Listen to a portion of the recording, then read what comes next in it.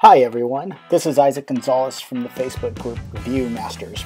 Hope you are having a wonderful day. In this episode of Thought Transmission, I'm going to talk about preparing images to list on Amazon. As an admin in the Facebook group Treasure Hunting with Catherine, from time to time we find people need technical help with listing their images on Amazon. If you are getting started with your own private label, you've created a bundle, or maybe you found a retail product that's not yet available and you need to create your own listing. Amazon has their own policy on adding images to a listing. The image policies are meant to help the customer and at the same time make sure the images will work with Amazon's custom user interface. In my opinion, these policies are good ideas for selling online in general. So let's go over Amazon's policies. The images must accurately represent the product. You can't have a for sale sign, can't have a promo, a watermark, or any additional information. The product must fill at least 85% or more of the image. The image must have a pure white background. Images must be an actual photographic image. So you can't have a graphic or an illustration of the product. It needs to be a real image. Image must be 1,000 pixels in width or height. And the smallest it can be in width is 500 pixels. Lastly, the images, they accept JPEGs, TIFFs, or GIFs. They recommend JPEGs. We are going to focus on JPEGs. If you are an Amazon seller, read the policy files for yourself. Hopefully after watching this video, you will have a better understanding on the terminology used in the policy file. I personally use and recommend Photoshop. It is by far the most popular photo editing tool used by professionals. It is from a company called Adobe. You can go to adobe.com to learn more. They offer the program as a service that you purchase that you can use on a monthly basis. So it starts off at about $10 a month just for their what they call their photography plan, and you get to Photoshop and a few other programs. They have a single app where you just get Photoshop by itself and a couple of their cloud services. You can read more about that, or you can get their complete creative suite, which is what most designers have. It includes Photoshop, Illustrator, and a lot of other programs. If you're starting out and you're not sure what to do, just get the cheapest $9.99 a month. That will give you access to the latest version of Photoshop. There are a handful of other services people use to cut out the background of an image. One of them is PhotoFuse. It works great in most cases, and I know many successful sellers who use this. It does have a couple of bugs in it, especially if your image it doesn't work with their algorithms. In cases like that, using a more advanced tool such as Photoshop is needed. Let's get started. We are going to open up Photoshop. Let's open up an image. Okay, so I took a product that was lying around in my house, placed it outside. I just put it on top of white sheets of paper, as you can see here. Now Amazon, they do recommend, if possible, that you take the product out of the package. Again, we want this to look as professional as possible. That's the goal. So here is an outdoor hanging spider, or maybe it's indoors. It's just a hanging spider. Let's open it up in Photoshop. If I zoom in, you can see that it's got kind of this crazy texture. It's kind of like a glitter. I'm not sure what it's made out of. That is the hanging spider. It's about 2 feet in diameter, so it's a decent size. This is Photoshop. Guess I can give you a quick intro to Photoshop. So when you first open up Photoshop, it's going to have a pop-up. Close all the pop-ups. The first thing you want to do is check out your window and your workspace. So under Window, Workspace, you want to make sure you click on Photography. The latest version of Photoshop has different workspaces is what they call them, depending on what you're working on, and that changes the location of all the tools. So this right here is, I can show you an example. So Photoshop, here's painting. If you're a painter, again, they change some of the tools. So let's go back to photography. If you click here, here's layers. Photoshop, I guess just a quick intro to Photoshop. It's based off layers. So you can have, like, you can place an image here, you can place text here, maybe another image there, another image there. Everything is compositing on top of each other in multiple layers. That's pretty much the meat of Photoshop. And then on your left side, you have tools. So this is the top portion here. These are selection tools that you use to select part of an image. So like here's like a marquee. You can do like a circle, I'm going to select a circle. Let's see here. Here's a few more. Now, this is a quick selection tool. A lot of people, when they're cropping out, they would use the quick selection tool. Now, I don't know if you can see it. There's like this marquee here. So the way this quick selection tool is, it's actually kind of a new feature, and it's pretty cool. It will select all the nearby colors and outline whatever, I guess it would outline the background. Ideally, it would outline the background of an image, and also it would extract the item that's in the middle. And I'll give you an example how it works. So what I'm going to do, I'm going to copy my, well, okay, I have the outside selected. Let's go back, and I'm going to use, this is the, again, the quick selection tool. What I'm doing is I am simply selecting the background, and you can see that there's like little trailing ants. It's a marquee. What this tool does, it successfully mapped out the main pattern of the background. And actually, if I copy that and create a new layer and I paste it, and I'm hitting Command C, Command V on my Mac. If you're on a PC, it might be Option or Control. You'll see that it just took out the spider in the middle. What we're going to do, I'm going to go a few steps back, hitting the back edit, undo. So I'm undoing this a couple of times. So here's my selection. Go to Image, Select, Inverse, which for me it would be Command Shift I. It might be something different if you're on a PC, like Option Shift I or maybe Control. So you click Inverse. Now the spider is selected. I'm going to copy that, create a new layer, paste it, and now you can see the spider. So that's what a lot of people do. It's super quick, it's easy. There's a couple of tricks you can use to refine it, such as Refine Edge. It works great when there's a lot of contrast between the foreground and the background. However, it's not perfect, and let me show you. Again, here is some blue that showed up here. That's a bit unprofessional.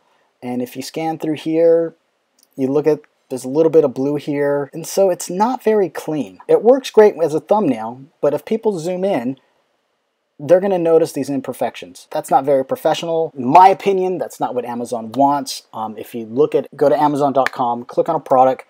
Here, I will show you, for example. Here is a simple product that's very similar, a spider. And when you zoom in, it has this option, so you can zoom in. And just by looking at this photo, I can actually tell. It looks like they may have used a quick selection tool. If you look, it's kind of blurry at the edges. That's something a quick selection tool would do.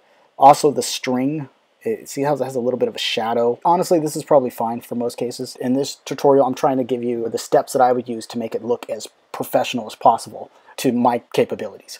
So that's the quick selection tool. A lot of the services such as PhotoFuse use an algorithm that's very similar to what I just showed you in Photoshop, except they have it done automatically. If you take a decent picture with a really white background and a high resolution photo with soft ambient lighting, and the circumstances are right, provided a high quality image both in resolution and the colors, the quick selection tool might work great for you, or PhotoFuse. If not, then we're going to go my method, which is probably the long and difficult method, the pen tool. This is my favorite tool in Photoshop. It is also the default tool in Illustrator, which is from the same program, from the same company, Adobe. They have a program called Illustrator for creating vector graphics. Back to the Bezier tool. This is, like I said, my favorite tool, and the way it works is that you select a point. I have the pen tool selected, and then you would select another point, and it creates a straight line. Now I'm going to create a third point. If you hold down the mouse button and you drag it, you can actually create these curves. And that's the power of the Bezier curve, is that you can create these curves.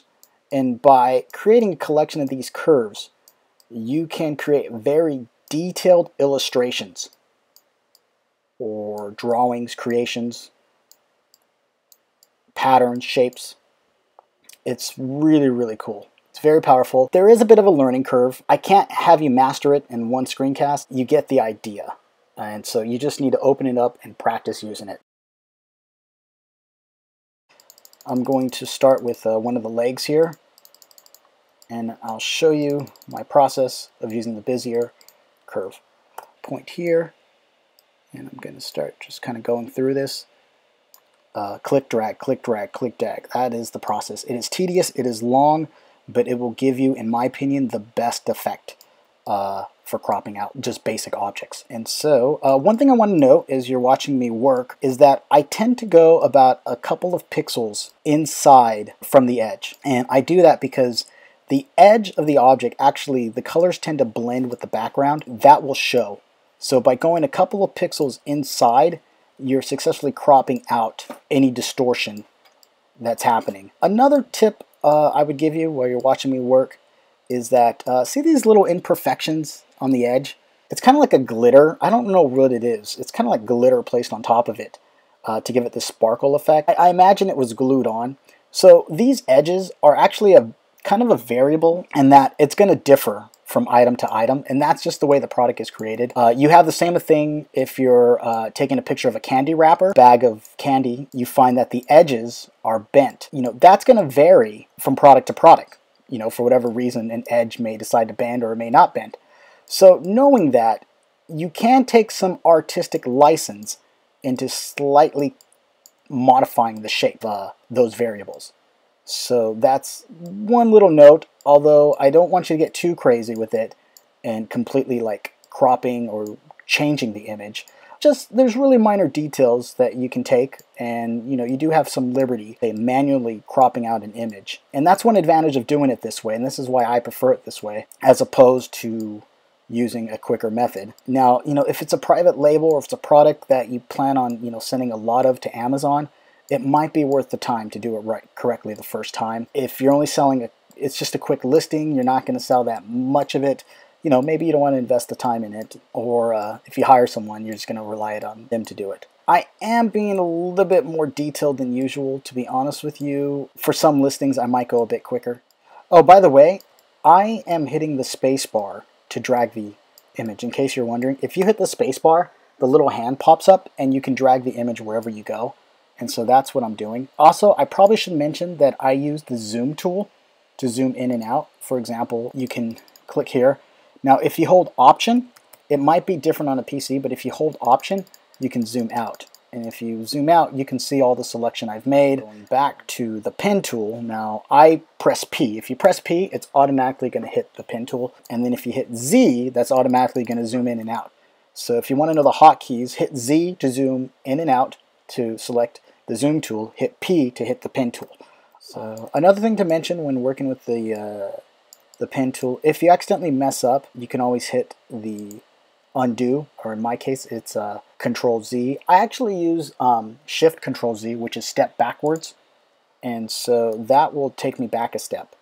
And then to go back, hit the pen tool.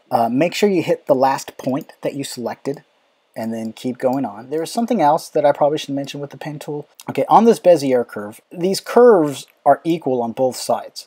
However, if you hit the command button, it might be Option or Control on a PC, you can actually edit the curve of one side. So as you can see here, I am manipulating the curve, and so that's a little trick that you can use. I hit P for the pen tool again. I can hold this and lessen the arc a bit. I'm zoomed in really far, by the way. See these little square dots? Those are actually pixels. A lot of the imperfections you may see here are not going to show up when you zoom out, and they're definitely not going to show up once we upload the images to Amazon. This item, because it's got 8 limbs, it's taking me a little bit longer. I love boxes, because boxes are super quick and easy. Some designers, by the way, think I'm kind of crazy for doing this method. I learned how to do this when I was going to school, and so far to this day, it's still my favorite method of doing it. And I think the big thing is I just have a lot of control. So for a lot of people, this probably isn't worth your time. I mean, I'll be honest with you, it's not worth my time. Sometimes it's just cheaper to go and hire someone to do this for you. However, it is worth learning. Sometimes your resources aren't available and timing is of the essence. You need to get this product up, you need to make an edit. Something goes wrong and you need to do stuff yourself. It's the middle of the night, you want to get this listed, you have an ad running, and it's very important. So that's where it helps to learn how to do this yourself and be able to do it. If need be, you can run in and do it yourself, because from my experience, your 24-hour resources are not always available. Now, what a lot of designers do, they use a collection of methods. For example, they might use the quick selection tool to get the bulk of it out, and then they might go and refine it using the pen tool bit by bit. They use a lot of the quick tools to get them, maybe 80% of the way done. I personally find that I spend more time finessing with things doing it that way, and ultimately it usually ends up with me just doing it the long, drudging, hard way.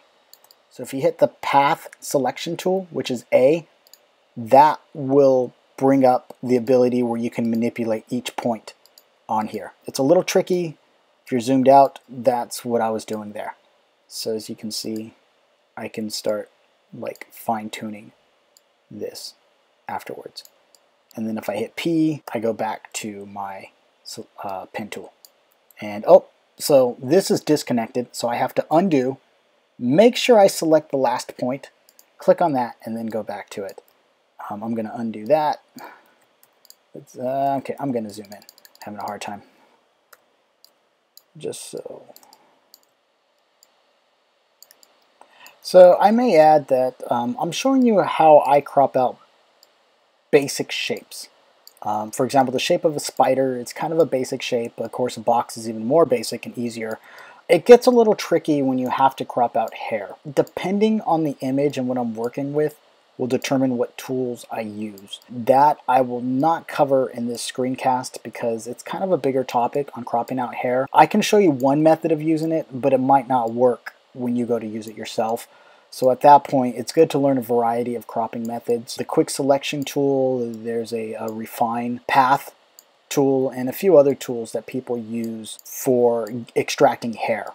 That can be very, very difficult, especially when it's got like some type of hard lighting, like the light's really bright on one side, and you go to crop it out, and it is almost impossible to extract all that hair. And sometimes I do use the pen tool to extract hair, and I end up having to shape all the little details that are in the hair, and to me that tends to work pretty well.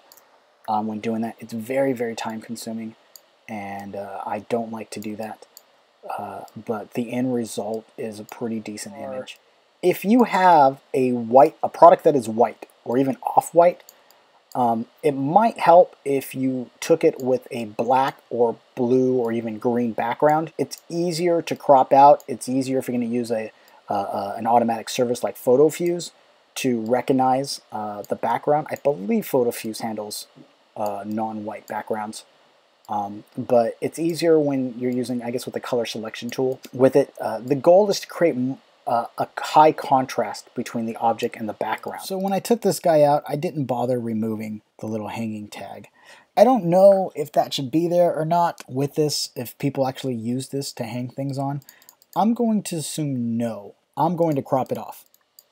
So I sped this up, but I have spent about 30 minutes on this. So just to let you know. So if you can hire someone to do this for you, it's probably better that you do that.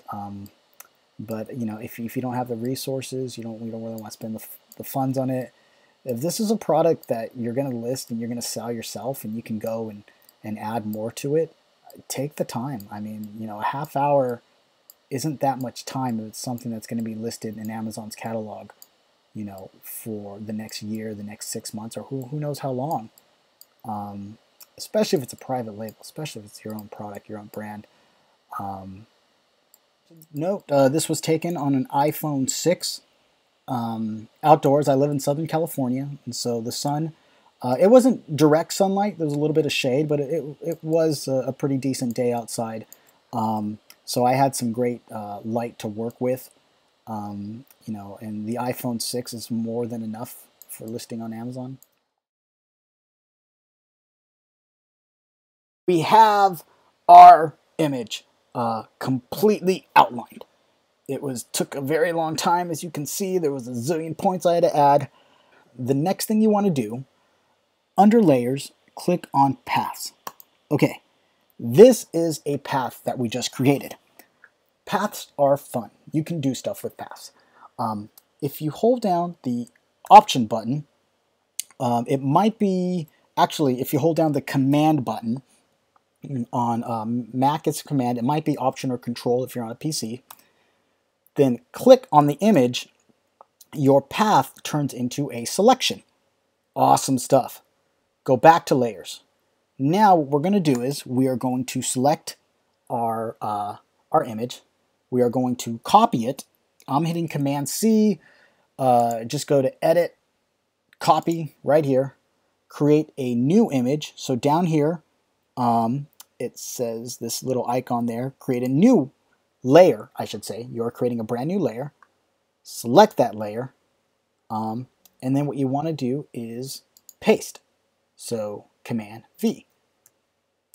Command V. Now, what we've just done, and I'm going to hide this, see these little eyes here, that is our image. We have successfully cropped it out. And if you zoom in, you don't see any traces of blue. Or it would be very, very, very tiny, but it looks a much better, much more professional than if we did this with, as you can see here, with a selection tool. Tiny bit of blue, but it's actually pretty good. Now what I'm going to do is I'm going to take out this little thing right here. This little blue, because I want this to look as professional as possible. I'm going to hit P for my pen tool and just crop this guy out. There we go. All right. Now going back here, select, and in this case, I'm just going to hit the delete key and delete it. So that's what I'm doing here. A little bit of a blue. I probably should crop that out, but I'm just going to leave it. You really got to be zoomed in. So this is it. If you hit the selection tool here, you can move this guy around. Okay, select here. This is the crop tool. I hit the crop tool. Now I'm going to resize this. What I'm doing is I'm actually cropping the image. This will make sense. So now I kind of have it zoomed in a little bit. Hit return, and I just cropped the image. And then I'm going to go back to my selection tool. I hit V for selection tool and kind of center it there. So that's our image. I'm just going to move this at the top, delete this additional layer we don't need. Keep this just in case. You can see the little bit of distortion I made.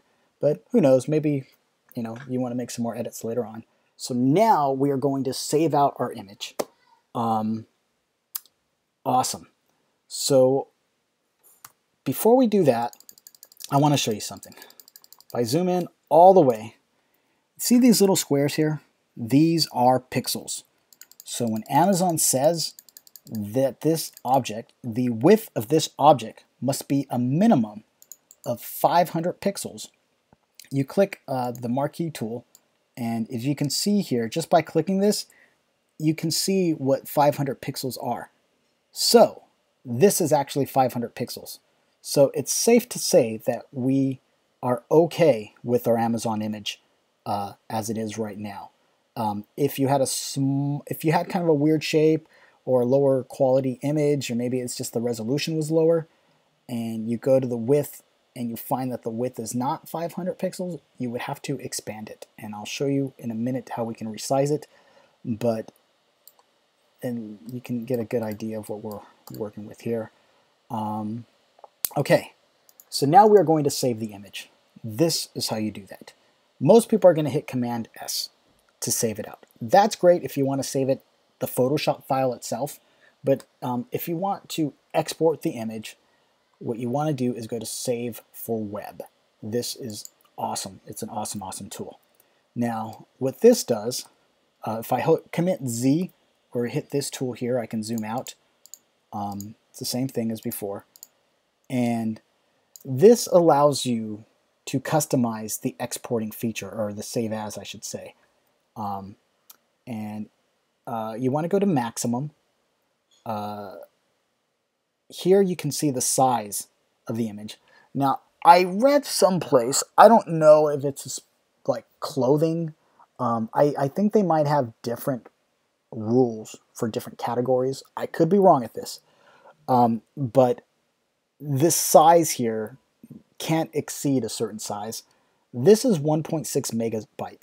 I believe that's okay, or it might be too high. I'm not sure about that. However, so we are at JPEG. We want to do maximum. If you do low quality, that'll make the image look a lot grainy. You can't see it here because of this image. Your file size is a lot smaller, but the quality of the image is a lot lower. So for now, we're just going to go with maximum. As a web developer, if you're going to save for the web to actually put on your own website, you might want to do high because there's a little bit of more compression going on, and it'll be a lot faster to download. Now here is the big thing. Okay, what we are going to do is we are going to convert this to 2000 pixels. I believe that is the max that Amazon allows. I could be wrong at that, but I do know 2000 pixels is pretty good. So we are going to save the width at 2000 pixels. The height, in this particular case, is going to be lower, but whatever the highest value is, make that 2000. And then we're going to save this out. So we have 1.6 megabyte is our file size. And we're saving out as a JPEG. The quality is maximum. And then we are going to hit save. So I'm going to call this Spider. Save it. And that's it. It's a pretty simple process. There you go. You have a clean, professional image to list on Amazon. Okay, so there was one last thing after I exported the image that I did not take care of. And again, my goal is to get this as professional as possible. There's a little bit of blue here. I probably should spend the time and crop this out if I was going to do that. At the same time, it probably doesn't make a difference. It's just me being a bit of a perfectionist. So this, remember when we cropped out the this like plastic ring here, kind of like a hanging tag? It did leave some of it here. I have two options. I can leave it as it is. It's probably fine for most cases. Or I can try to clean it up. And in this particular case, I can clean it up. If I click on this tool here and go to the clone stamp tool, this is a pretty neat little tool. What it does is that it copies all the pixel colors from one area and will smoothly paste it over another area, which allows you to kind of clone a part of an image. And doing so, you can do some pretty cool photo manipulation. So let's try this here and see what happens. So I have my clone stamp tool selected. Now if you hit option, you can decide what area that you want to clone. So I'm going to clone this area, and you click on it. Then what you do is you can see you can actually, it's happening on the fly. So at that point, I'm just going to click on it and draw over the area. And you can see here, immediately, I am erasing the little plastic line. And it works pretty cool. So this is actually what people use to get rid of imperfection on faces, like if you have a pimple or something. You get rid of it, and the person's gonna never know that I just did that. So that's a little quick tip there. That's it. So hopefully you learned something. Hopefully this is valuable to you. If you have any criticisms or have any tips or something I missed out, feel free to leave in a comment.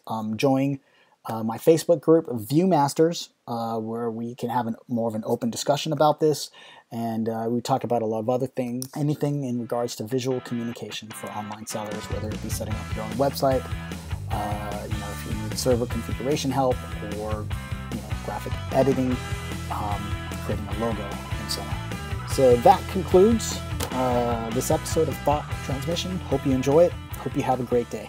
Bye.